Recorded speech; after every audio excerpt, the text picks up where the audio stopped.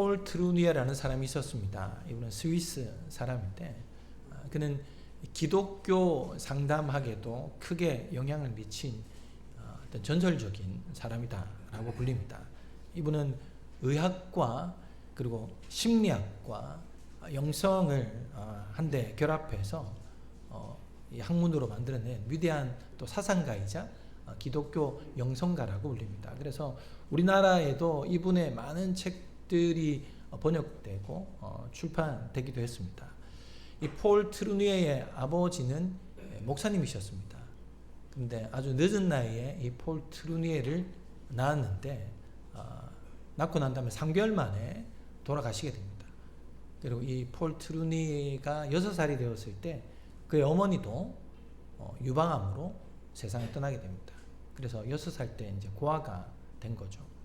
그래서 누님과 함께 이 외삼촌 집에서 이제 생활하게 되는데 이 외삼촌은 직업이 아주 거친 이 사냥꾼이었습니다. 그런데 또 알코올 중독자였어요. 그러다 보니까 이 폴 트루니에는 어릴 때 사랑이나 관심을 받지도 못했고 이 따뜻한 환경에서 자랄 수가 없었습니다.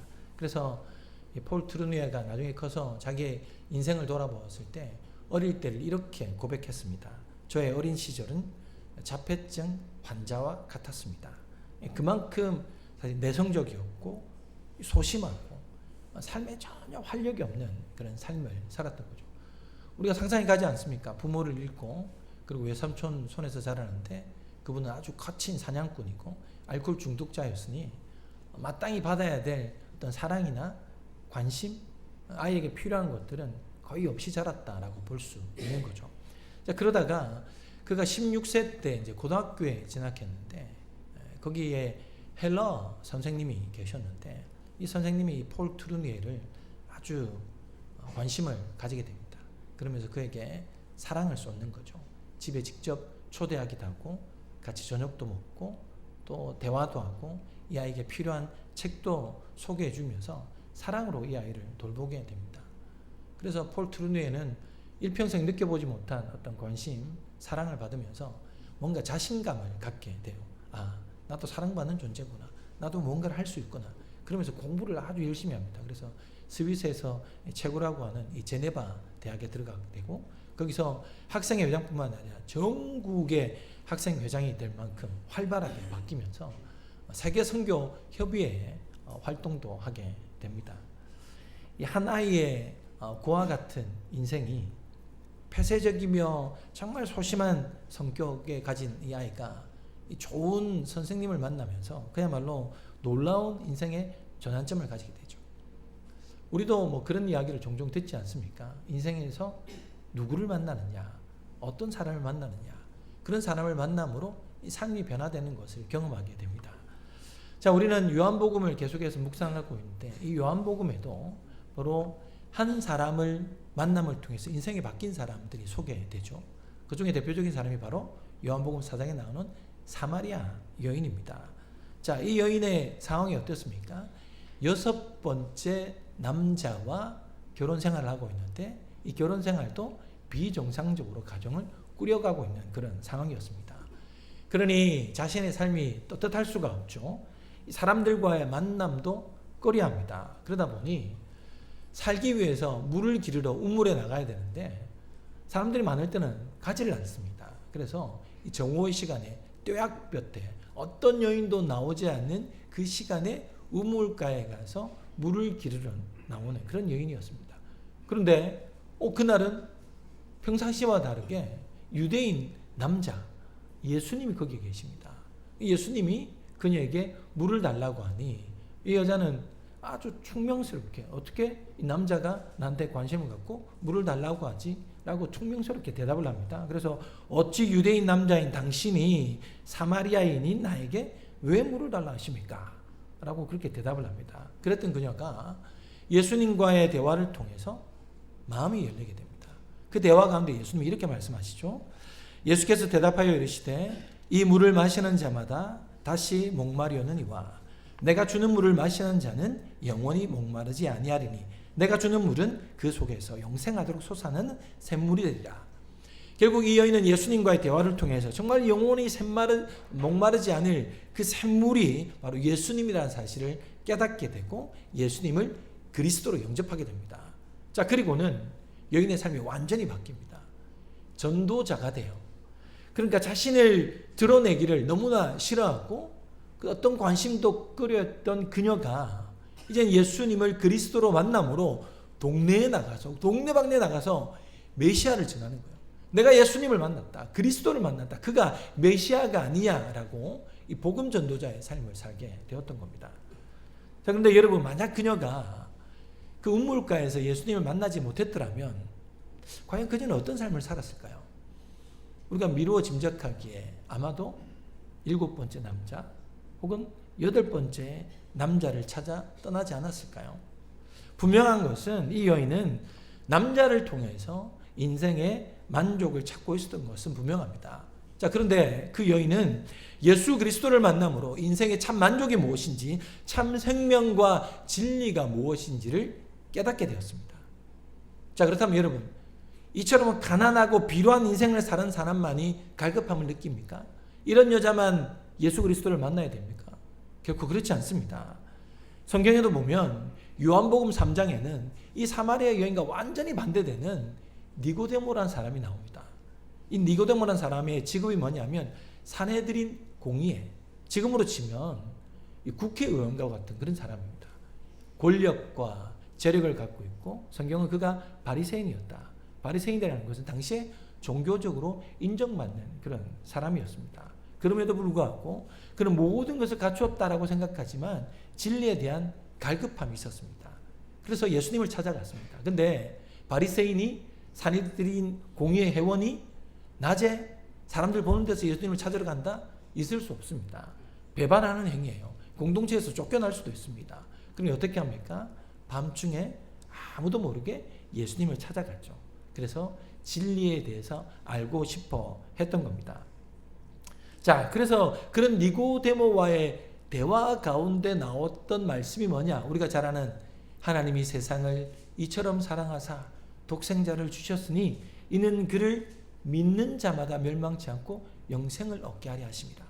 예수님께서 계속해서 니고데모에게 말씀하는 것이 믿어야 해. 하늘의 것, 영적인 것들을 믿어야 하는 거야 라고 그렇게 말씀하고 있습니다. 근데 결국 중요한 것은 예수님을 피상적으로 만나느냐 아니면 정말 마음 다해 진심으로 인격적으로 예수님을 만나느냐의 그 차이인 거예요. 근데 성경에 보면 니고데모가 예수님을 만난 이후에 그 피드백이 없습니다. 사마리아 여인처럼 예수님을 만나서 그가 삶이 변하여서 예수 그리스도를 전하는 자가 되었다거나 혹은 인생이 바뀌었다라는 그런 피드백이 없습니다. 그렇다면 어쩌면 니고데모는 예수님을 만났지만 여전히 어떤 지적인 갈급함, 참된 진리를 모르고 어떤 그 진리를 갈구하는 삶을 살았을 수도 있습니다. 이처럼 우리의 인생에도 예수 그리스도를 진심으로 만난다면, 예수님이 주시는 그 생명의 물을 마신다면 우리의 인생은 분명히 바뀌는 겁니다. 그래서 제가 설교를 준비하면서 이런 생각이 든 거예요. 그렇다면 우리의 인생은 바뀌었는가? 누군가 내 인생을 이야기할 때 내가 예수 그리스도를 만남으로 내 인생은 바뀌었어 라고 말할 수 있는 인생인가? 정말 우리는 예수님이 주시는 그 생명의 물을 마신 사람인가? 라는 그런 질문을 하게 됩니다. 이에 대한 해답은 바로 이겁니다. 우리가 여전히 세상의 것에 목말라 하고 있다면 우리는 아직도 인생이 바뀐 게 아니에요. 아직도 참 진리를 만나지 못하고 여전히 갈급한 삶을 살아가고 있는 겁니다. 사마리아 여인의 인생이 바뀌었다라는 것은 그녀가 추구하던 삶을 바꾸었다라는 겁니다. 그녀가 뭔가를 쫓아서 가던 길을 바꾸었다라는 거예요. 인생의 갈급함을 남자로 채우며 살아가던 길을 이제는 복음으로, 이제는 예수님으로, 이제는 말씀으로 채우는 인생길을 걸어갔다라는 말입니다. 여러분, 우리가 길을 잘 가다가 곁길로 갈 수 있죠. 그러나 그 곁길로 갔다 하더라도 빨리 돌아오는 것이 무엇보다 중요하다라는 겁니다. 제가 예전에 이제 결혼 전인 때 이 딱 명절 이맘때쯤이었습니다. 우리 셋째 형이랑 같이 이제 고향으로 내려가는데 이제 운전을 번갈아 가면서 하게 되는데 이제 제가 운전할 차례가 온 거예요. 근데 이제 마침 제가 운전하기 시작했더니 이제 왕복 4차선 고속도로 같은 그 국도 평야 같은 데인데 한눈에 봐도 저 끝에까지 도로가 보입니다. 그런데 저 끝에까지 도로가 꽉 막혀 있는 겁니다. 뭐 잘 다니는 길이니까 사실은 뭐 샛길도 좀 알만하죠. 뭐 저와 생각 똑같이 앞에 있는 차들이 조금씩 이제 샛길로 빠지는 거예요. 그러니까 시골 농길을 해서 저기 언덕배기를 지나면 이제 새로운 동네가 나오는 그 길로 사람들이 한두루씩 빠집니다. 그래서 저도 이제 기질이 발휘해서 빠져야 되겠다. 그래서 탁 빠졌더니 다행히 그 농길 좁은 길이지만 길이 잘 뚫려요. 근데 이제 언덕배기를 딱 지나서 다른 동네에 딱 접어드는 순간에 아차 싶었습니다. 완전 거기는 이 막힌 국도보다도 더 심하게 주차장이 되어 있는 겁니다. 그러니까 국도는 그래도 왕복이 가능한데 이 시골 농길을 한번 생각해 보십시오. 차 한 대 지나고 다음 차 지나기에는 너무 좁은 그런 도로인 거죠. 그러다 보니까 정말로 차가 오고 가지도 못하는 상황. 그래서 어떻게 됐겠습니까? 국도에 차가 다 빠지는 그 몇 시간 동안에 꼼짝 못하고 있다가 다 빠지고 난 다음에 집에 갔던 기억이 있습니다. 여러분, 우리가 길을 뭐 잘못 들어갈 수도 있죠. 그런데 길이 아니다 싶을 때 사실은 빨리 돌이키는 것이 중요합니다. 누구나 인생에서 갈급함을 느낍니다. 그런데 많은 사람들은 그 갈급함이 세상의 것으로 채우면 된다라고 생각하며 그 길을 걸어갑니다. 그래서 자녀의 성공에 목말라하고 인간관계에 치중하고 높은 지위만 얻으려고 하고 각종 여가나 유흥에 만족하며 살아가려고 할 때가 많습니다. 그러나 우리 영혼은 결코 그것으로 만족되지 않습니다. 제가 지난번에도 말씀드렸지만은 우리의 영혼은 하나님을 향한 나침반, 하나님을 향한 안테나와 같은 겁니다. 그래서 우리 영혼은 계속해서 하나님을 찾으라라는 그러한 신호를 보내지만 우리가 그것을 잘못 이해하면 세상의 것으로 채워지는 이 거짓 만족감으로 살아가게 되는 겁니다. 그래서 예수님께서 오늘 본문에서 우리의 영혼을 사실은 초청하고 있습니다. 그 세상의 거짓 신호에 속지 말고 나에게 오라라고 초청하고 있습니다. 우리 37절 우리 다시 한번 읽어보겠습니다. 명절 끝날 시작. 명절 끝날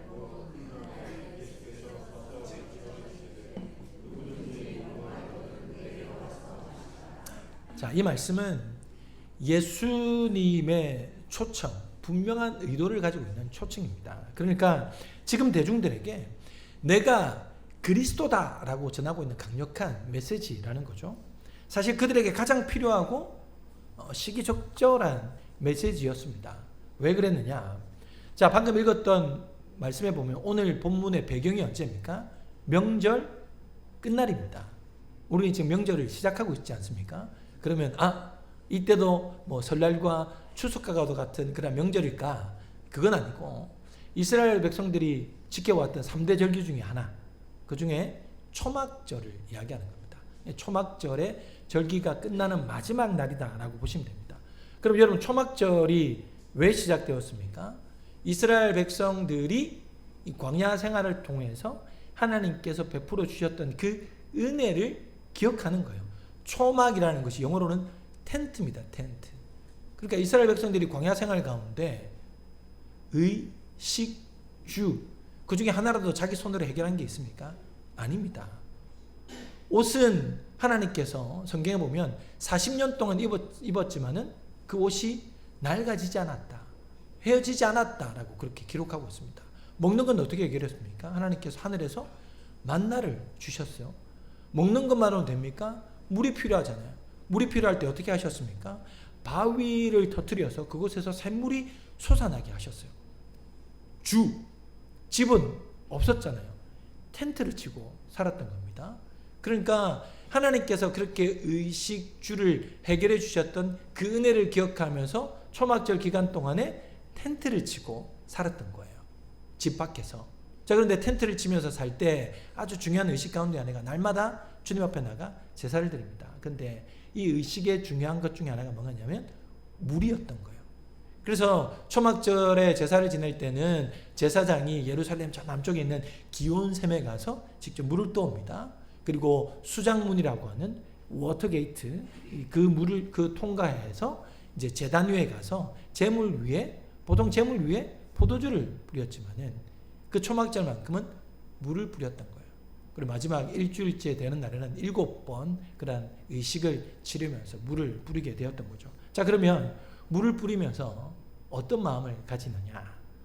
하나님께서 우리 광야 생활 가운데 물을 주심으로 우리의 목마름을 해결해 주시고 우리에게 생명을 주심을 감사합니다 라고 물을 뿌리는 거예요. 그럼 또 하나가 남았습니다. 뭐냐? 농경사회니까 이스라엘 백성들이 늘 기도하는 게 뭡니까? 우리에게 이른 비와 늦은 비를 주시옵소서. 그 간구처럼 하나님께서 우리에게 물을 공급해 주셔야지 우리가 한 해 동안 농사를 잘 지으니 하나님 우리에게 물을 주시옵소서라는 그 마음이 있는 거예요.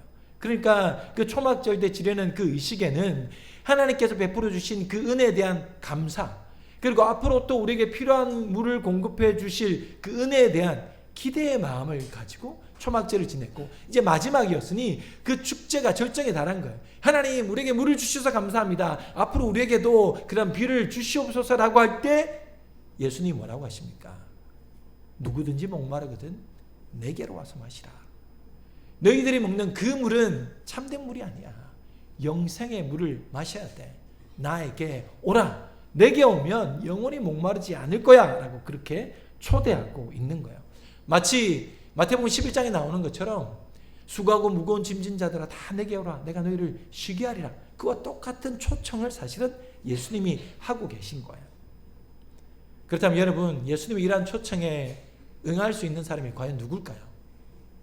바로 자기 스스로의 부족함을 느끼는 사람이에요. 그러니까 내 인생에 무거운 짐이 있다는 것, 나 혼자로는 도저히 해결할 수 없는 그 인생의 무거운 짐이 있다는 것, 내 인생의 목마름, 그 어떤 것으로도 채울 수 없는 인생의 목마름이 있다는 사실, 그 목마름을 채우지 않으면 살아갈 수 없다는 그것을 인정하는 사람만이 사실 그 초청을 받아들일 수 있습니다.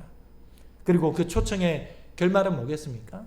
바로 예수 그리스도, 영원히 목마르지 않는 그 복음 예수 그리스도를 믿는 것이 그 초청의 결말입니다. 그래서 예수님도 이렇게 말씀하셨습니다. 나를 믿는 자는 성경의 이름과 같이 그 배에서 생수의 강이 흘러나오리라 하시니 이는 그를 믿는 자들이 받을 성령이다 라고 말씀하고 있는 겁니다. 믿어야만 주신다라는 거예요. 나를 믿는 자는 생수의 강이 흘러나오리라. 자, 지금 초막절 마지막을 보내고 있는 그 대중들의 상황이 그렇잖아요.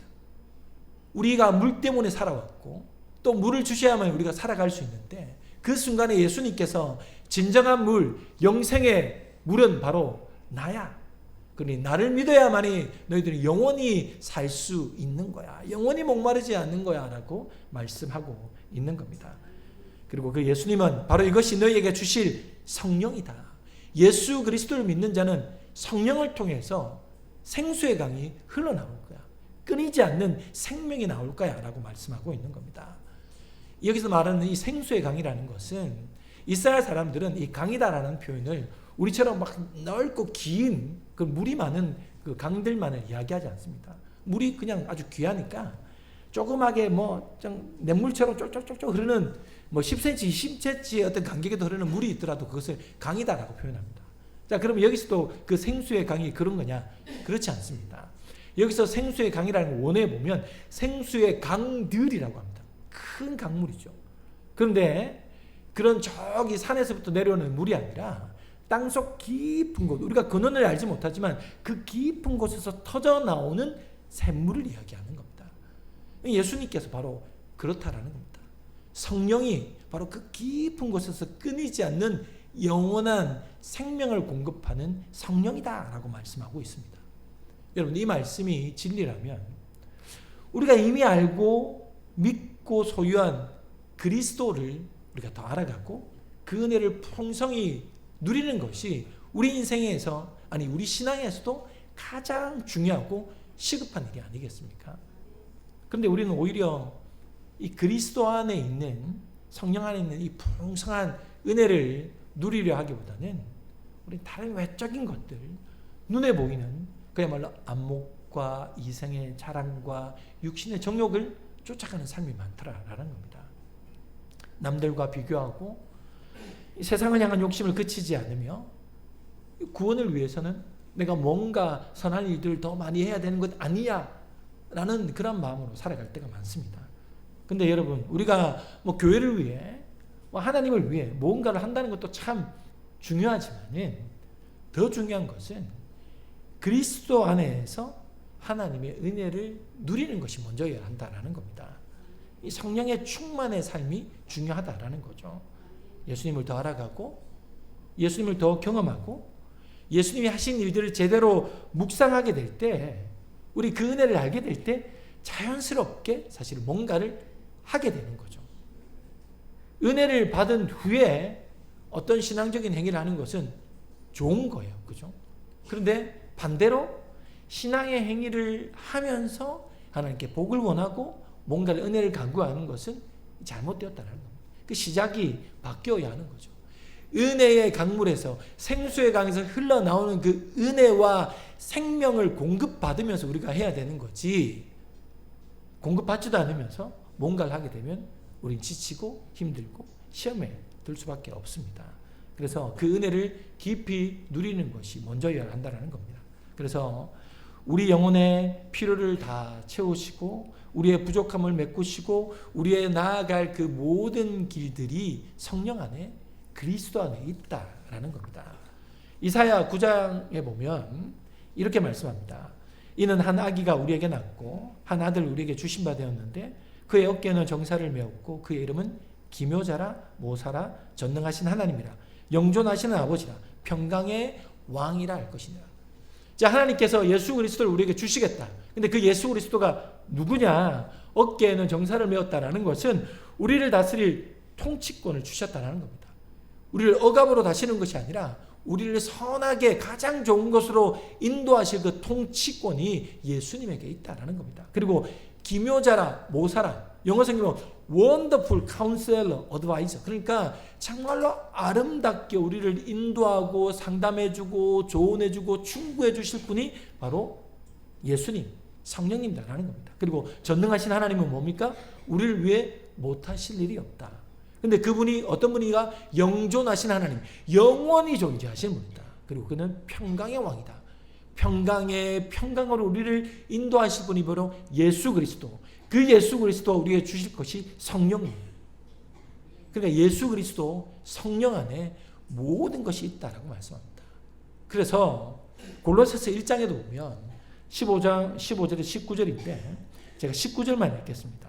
아버지께서는 모든 충만으로 예수 안에 거하게 하셨다. 그러니 여러분, 예수 안에 성령 안에 모든 것이 있다라고 해도 과언이 아니죠. 아니, 모든 것이 있는 것입니다. 믿으십니까? 그러니 여러분, 사탄이 가장 먼저 할 일이 뭐겠습니까? 이런 모든 충만이 있는 예수 그리스도 성령과 우리 사이를 갈라놓는 것이 아니겠습니까? 그죠? 자, 마태복음 4장에 보면 이 사탄이 예수님께서 처음 사역을 시작하시기 전에 40일 금식할 때 시험합니다. 유혹하잖아요. 그 유혹에 보면 뭐라고 합니까? 돌을 떡으로 만들어 성전에서 뛰어내려 나에게 엎드려 경배해 라고 그렇게 유혹하는데, 유혹할 때 그 말하는 단어가 반복되는 게 있습니다. 뭐라고 하는가 하면 네가 만약 하나님의 아들이라면 이라고 이야기합니다. 근데 여러분 한번 생각해 보십시오. 예수님이 하나님의 아들입니까? 아닙니까? 하나님의 아들이에요. 근데 사탄이 웃기잖아요. 네가 하나님의 아들이면 돌을 떡덩이가 되게 해. 성전에서 뛰어내려 봐. 내게 절해. 네가 하나님의 아들이면 성전에서 뛰어내려도 하나님이 털끝 하나 다치지 않게 너를 아마 보호해 주실 거야. 능력이 있으면 돌을 떡덩이가 되게 해. 라고 유혹하는 거예요. 근데 이게 무슨 말이냐면, 너는 지금 인간의 한계를 갖고 온 거 아니야? 너는 인간의 몸으로 왔잖아. 넌 하나님께 버림받은 거 아니야? 네가 정말 하나님의 아들이야? 그러면 능력 한번 행해봐. 나한테 절해봐. 그럼 내가 너를 하나님의 아들로 인정해 줄게. 라고 유혹하는 거예요. 여러분, 이게 어떤 유혹이냐면 우리에게도 마찬가지예요. 이미 우리에게 구원을 주셨고 이미 그리스도 안에 성령 안에 모든 충만이 다 있음에도 불구하고 너 잘 살려면 세상 것 추구해야 되는 거야. 육신의 정욕 따라가야지, 안목의 정욕이 있어야지, 이생의 자랑이 있어야지, 자녀 성공해야지, 권력 가져야지, 돈 가져야지. 그 좋은 게 얼마나 많은 거야. 그게 그리스도인으로 성공하는 거야 라고 유혹하는 거야. 이미 성경 안에, 아니 예수 그리스도 안에, 성령 안에 모든 충만이 있다라고 하지만은 사탄은 계속해서 우리를 그렇게 유혹하는 겁니다. 그러니 여러분, 내가 예수 그리스도를 믿고 있음에도 여전히 세상 것이 너무 좋고 아직도 세상 것을 추구하며 만족하며 살아가고 있다면 우리는 어쩌면 그 사탄의 유혹에 우리의 삶이 넘어가 있는 줄도 모른다라는 겁니다. 그렇기 때문에 예수님이 우리를 초청하시는 거예요. 누구든지 목마르거든. 그 인생에 목마름이 있다면 내게로 와. 내가 채워줄 거야. 나를 통해 진정한 만족이 있는 거야 라고 성경은 말씀합니다. 그래서 나를 믿는 자는 그 배에서 생수의 강이 흘러나리라. 성령을 통해서 생명이 솟아나게 될 거야 라고 말씀하고 있는 겁니다. 그러니 여러분, 우리 예수 그리스도의 그 초청을 어떻게 하시겠습니까? 니고데모처럼 예수님을 피상적으로 만나시겠습니까? 아니면 사마리아 여인처럼 마음 다해 인격적으로 만나시겠습니까? 마음 다해 우리 자신을 내려놓을 수 있기를 소망합니다. 그래서 정말 주님이 주인 되는 삶을 살아가기를 축복합니다. 여러분, 여전히 세상은 변하지 않습니다. 세상살이는 쉽지 않고 눈에 펼쳐진 인생은 어떻습니까? 우리가 쫓아가야만 될 것 같은 신기루가 가득한 세상이 아닙니까? 그렇기에 여러분, 참 진리 되시고 생명의 근원 되신 예수님만 쫓기를 축복합니다. 거기에 답이 있는 줄 아시고 우리의 갈급함을 예수로만 채워가는 저와 여러분 되기를 주님의 이름으로 축원합니다.